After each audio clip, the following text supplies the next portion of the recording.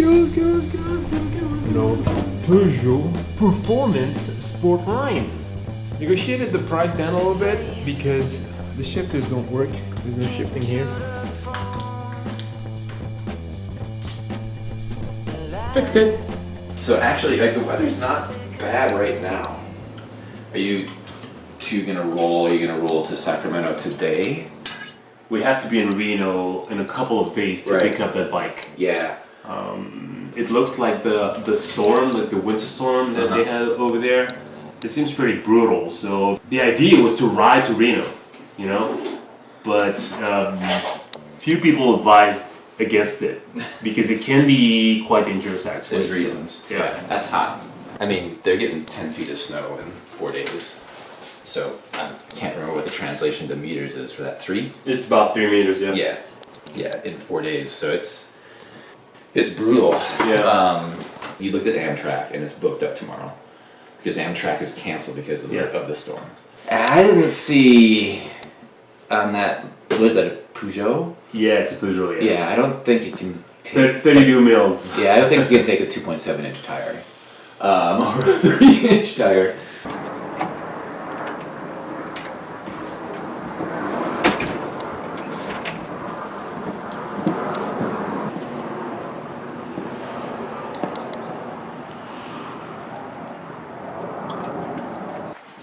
That bike is so rad. Again, if you want it, you just need to drive to Reno, and it's yours. When it's not snowing. I'm assuming one of their like bike nerds up there will be.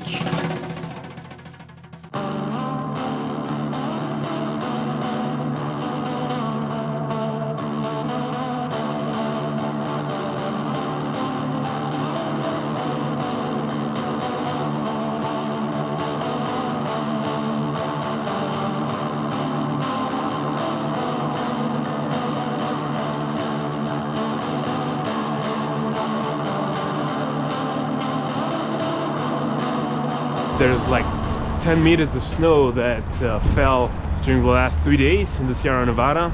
The soonest thing I have is on the 6th, but I have one, it's sold out completely.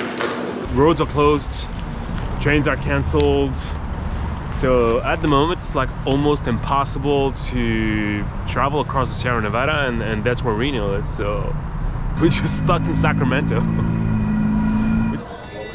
We're gonna try and ride basically to the foot of the Sierra Nevada and hope that tomorrow there will be buses running the south route to Reno, or we can hitchhike. At least we will be moving, which is always nice.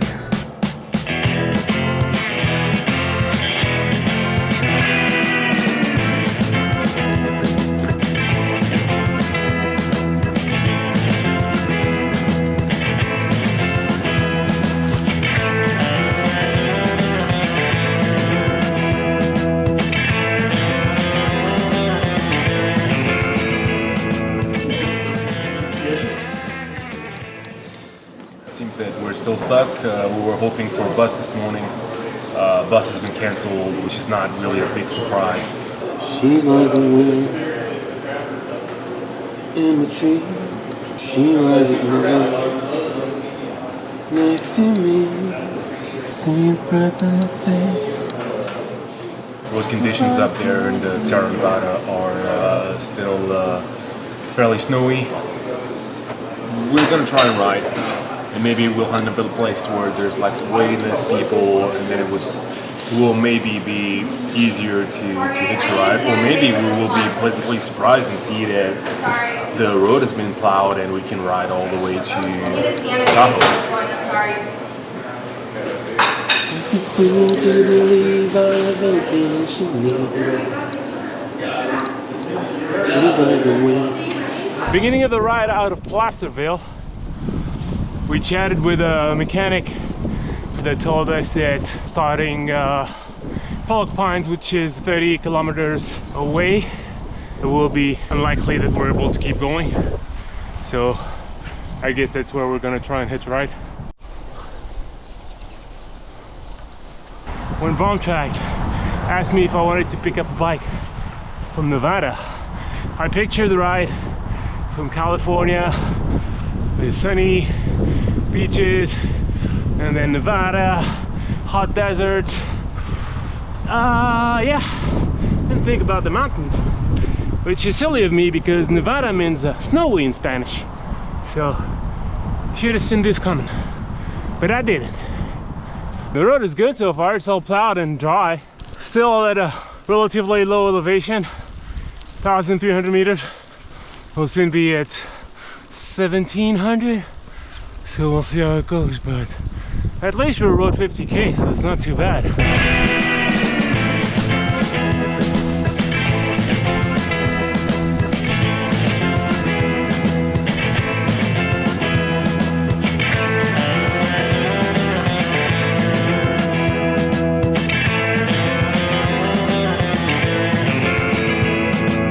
2,000 meters of elevation, 7,000 feet if you're American. As you can see, the snowpack is pretty thick, but it's okay. Still 250 meters to climb. My bet is that the road is clear all the way to the top of the pass. Congratulations, film crew. Good job. So we made it to the top. Now it's a little bit of a downhill.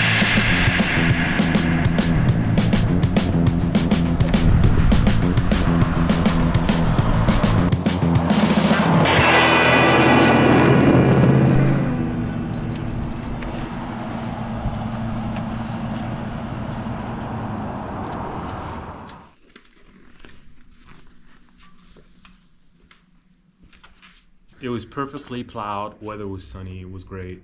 Tahoe was a bit of a mess. There was slush and water on the ground because they didn't plow Tahoe as well as they plowed the road up that pass. We decided to ride out of Tahoe all the way to Carson City, and that's when I suffered a nasty cut on the sidewall of my rear tire. And we were there on the side of the road with a mechanical that was very difficult to fix. And then this guy comes out of nowhere with a pickup truck. You have a different gear in your brain now. The thing is that, you know, I've traveled a lot all around the world.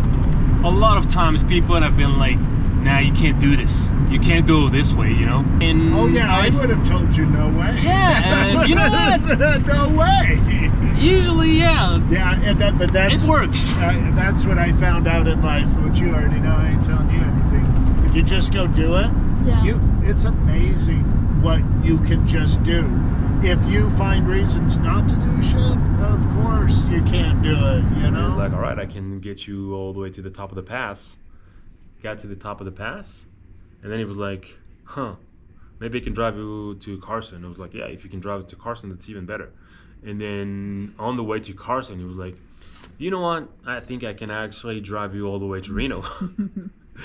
So this is how we made it to Reno in about 3 days, which was definitely something we were not expected. And here we are now. I'm picking up the new bike and putting some proper run-ass rubbers on these wheels.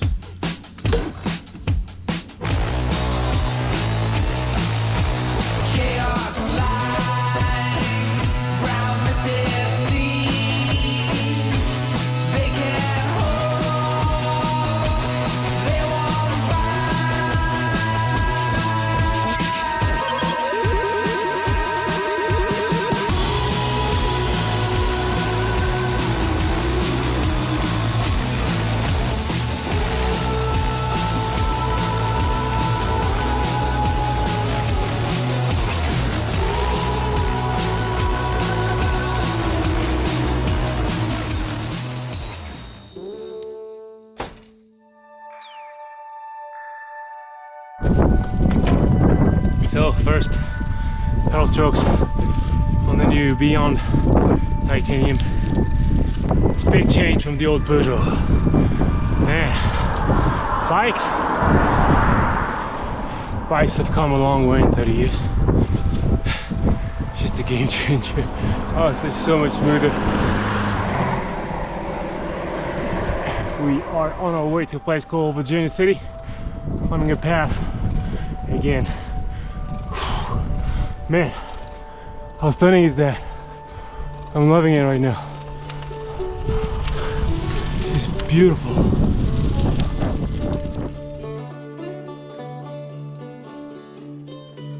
Yep, that's our kitty Smokey.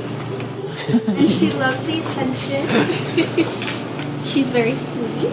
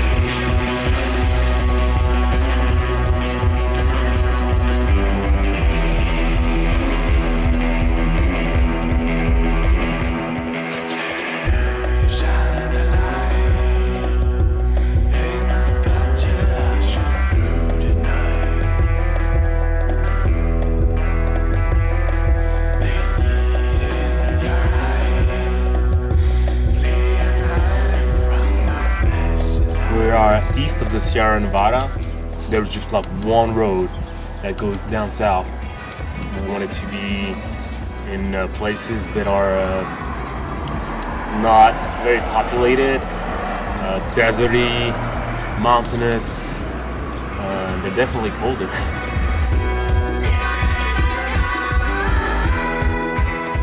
So we're in Arthur, Nevada, pretty much in the middle of nowhere.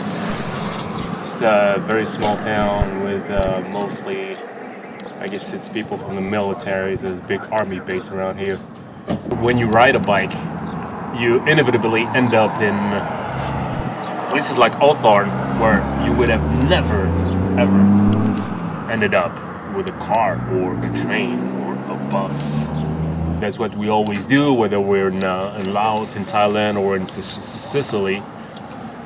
We just go to the random places and we like it. So that's why we decided that this trip was gonna be about riding random places all the way to Los Angeles, which is not so random. But yeah, the coffee here sucks.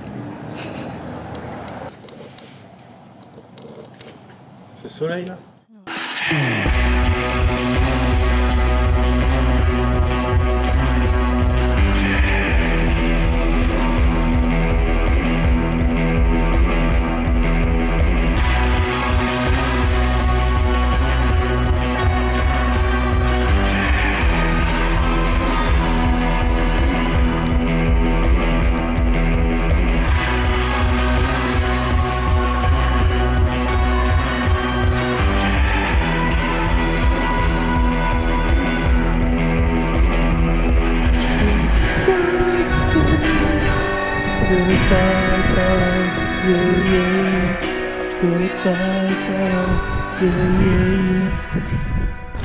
There are very few roads here. It's the first time in 3 days that we're on a road, the 95, the Highway 95. There's not a ton of traffic. The problem with the 95 is that it's the only route, so it's a truck route.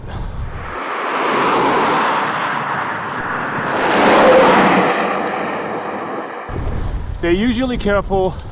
There's also a shoulder. It can be unpleasant at times, when you have like a series of trucks, because they drive really fast and it's not the kind of traffic that you get in Europe.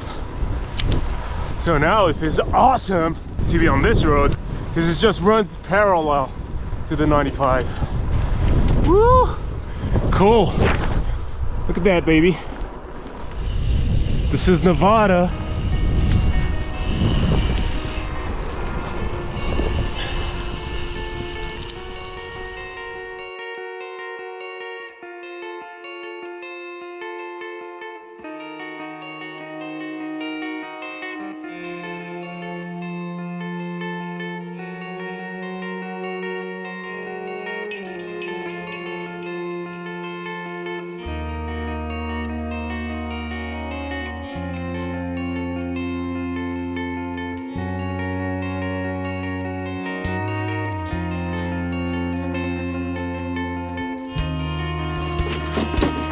Toilet seat too.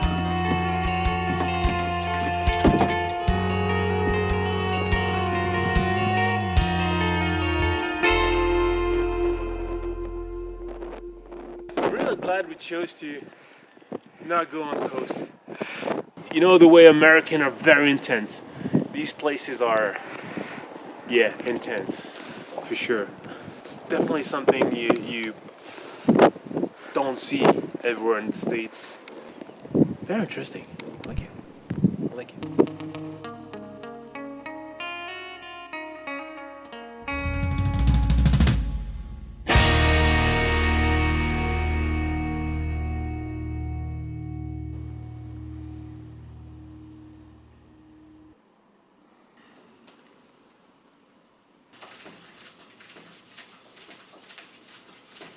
The worker got paid. You're making your best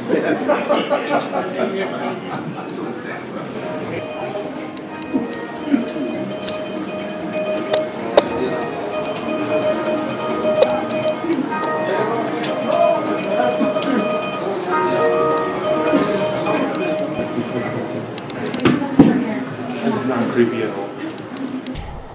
We've been on the road for a week and we're on our way to Death Valley, which should be the highlight of the trip. Woo, let's go Death Valley.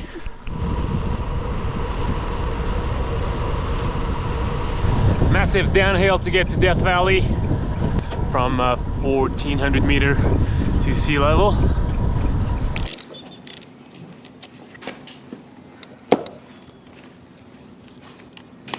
Short sleeve, no leg warmers, because it is the hottest place on earth. You can't ride through it in the summer.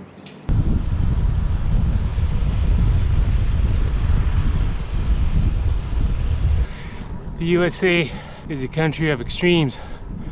4 days ago we were in Virginia City. Everything was covered in snow. We had to put on gloves and hats, winter hats, to get outside. And here we are, 4 days later. It is scorching hot. Not complaining, love it, love the heat. It's just, I don't think there's a lot of places in the world where you can go from freezing cold to really hot weather in just a matter of 4 days of riding.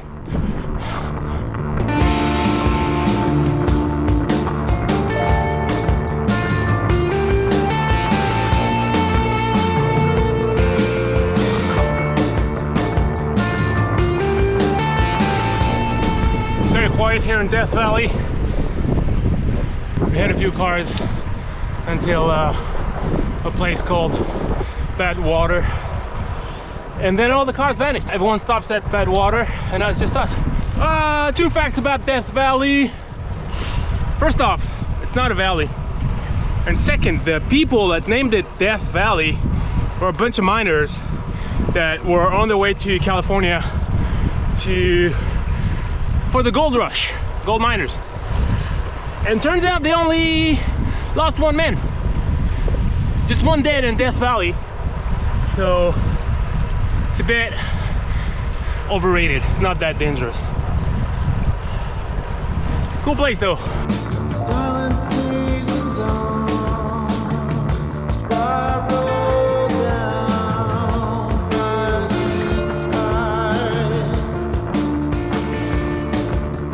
Time to climb out of Death Valley.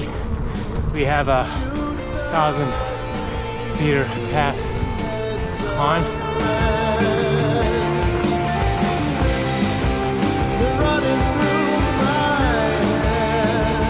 My film crew is getting away from me.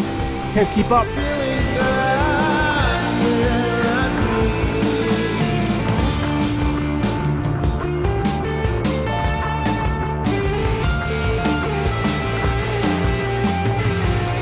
We're in a place called Tecopa Hot Springs, and we're gonna sleep the American way in a trailer.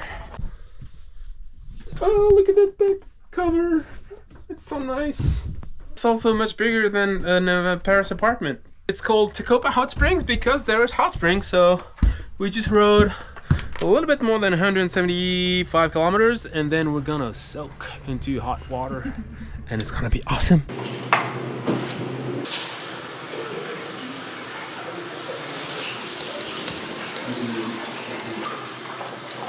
New favorite post-riding routine: soaking in hot water for 15 minutes. This is supposed to be good. So we're in the hot springs, and we wanted to get some food. So we went to the only place that is open. We showed up at 7:30 and the kitchen was closed. So the only other option to get food is to go this way for about 15K. so instead we're eating popcorn for dinner.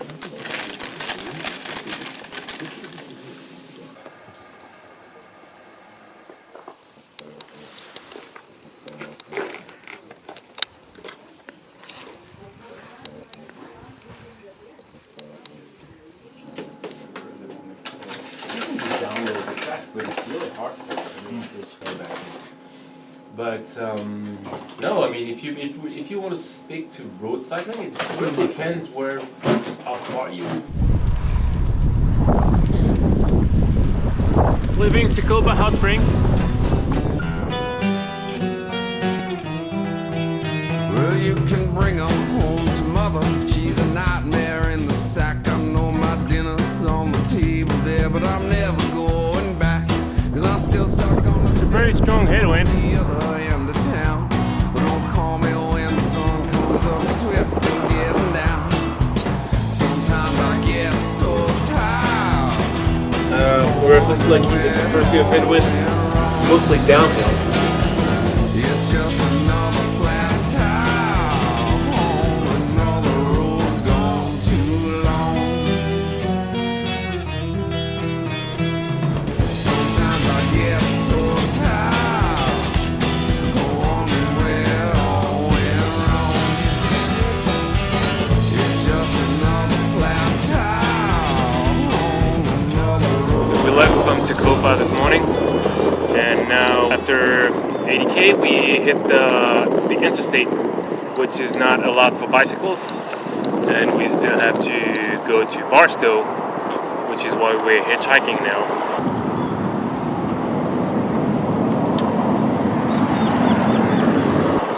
And it's not very successful, but maybe at some point someone will pick us up.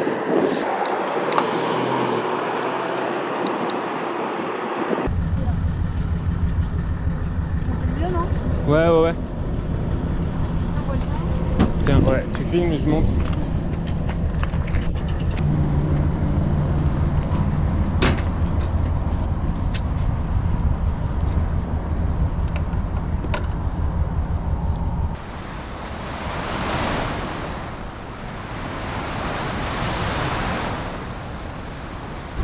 Welcome to Barstow, California.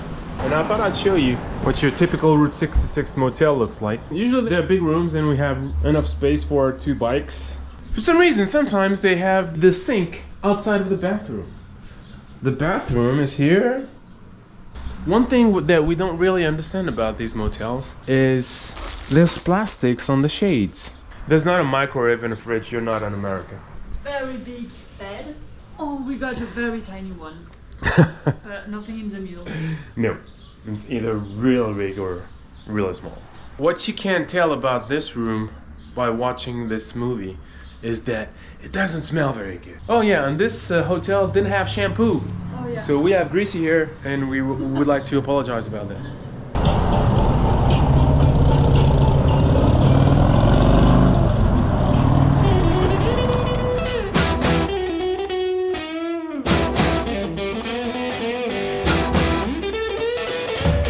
Sometimes I get so tired, wondering where it all went wrong. It's just another flat tire on another road gone too long. Just another random American place.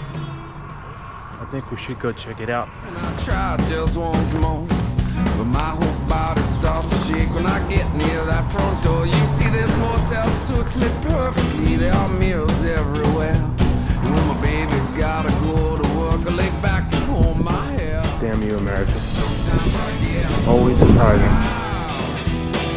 wondering where it all went wrong. So we've been riding out of Barstow and we're going to these mountains over there.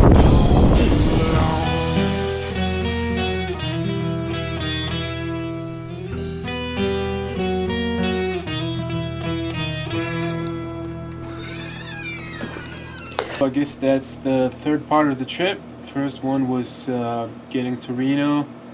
Second one was getting all the way to Death Valley and across Death Valley. And now it's a bit more civilized, you know, a bit more towns, more people, also more traffic. We're getting closer to the coast, closer to LA. It's a different vibe, definitely. After so much emptiness through Nevada and Death Valley. Yesterday we were on Route 66 in Barstow, and it was kind of funny, but it was not the best. You know, the motel room was smelly and it was like really windy. And now it's completely different. We're in this little nice mountain town, Wrightwood. We found this really cute Airbnb. It smells really good, and it's just nicely decorated, and we have lots of pillows. So yeah, it feels like we changed countries almost. A nice ride tomorrow to Los Angeles through the mountains. There's some pretty high mountains, like really close to LA, 2,400 meters of elevation. Winter gear is back. It's a beautiful morning, but it's close to freezing. We're gonna actually reach the highest point of this trip, even though it's the last day. A lot of climbing to do to cap off that trip in America. Road is closed. It is really closed. We talked to the guys that operates the snow plows. There's been an avalanche up there, and the road is going to be closed for several months. So there's no going this way, so we have to figure out something else. We still have to make it to Los Angeles, so it is cold here.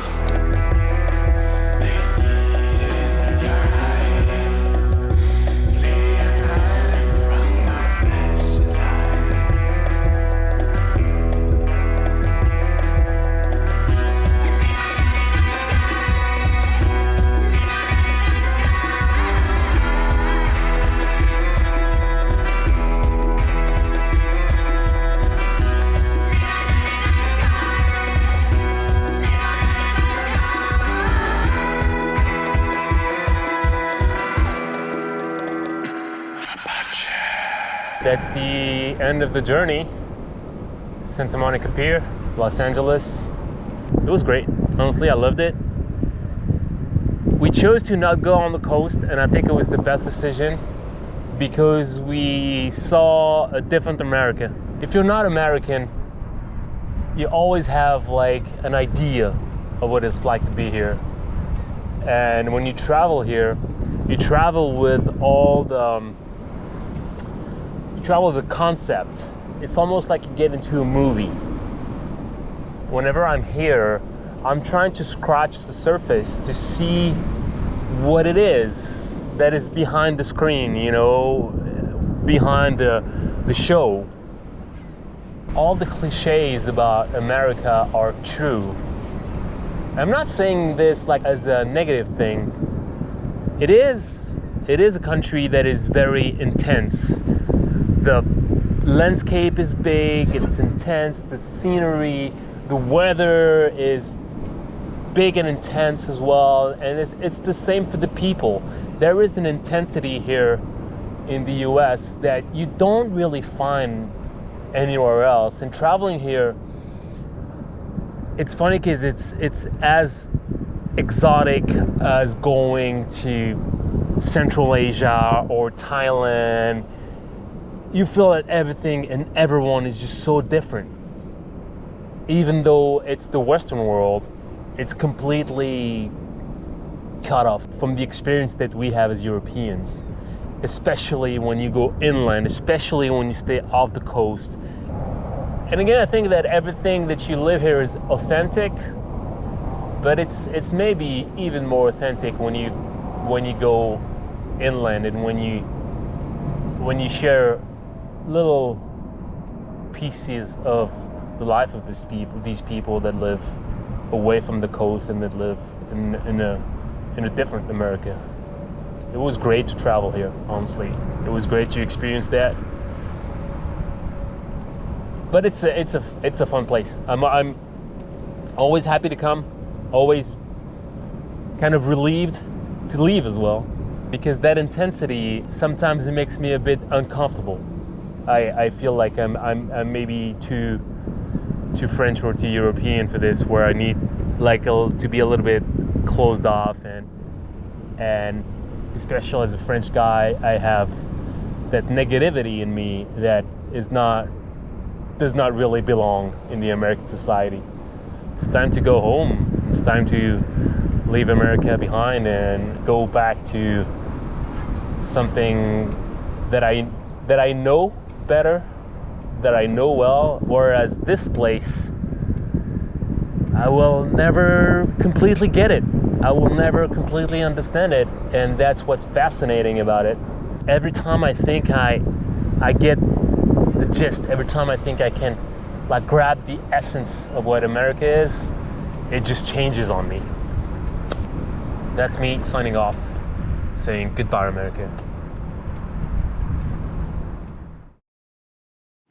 It's time to say goodbye to the Peugeot. It's gonna go to the Reno bike project, so someone who can afford a bike is actually gonna be able to enjoy that Legend. You just need to replace that tire. There's no coming back from that cut. Goodbye. Au revoir, petit Peugeot. Au revoir.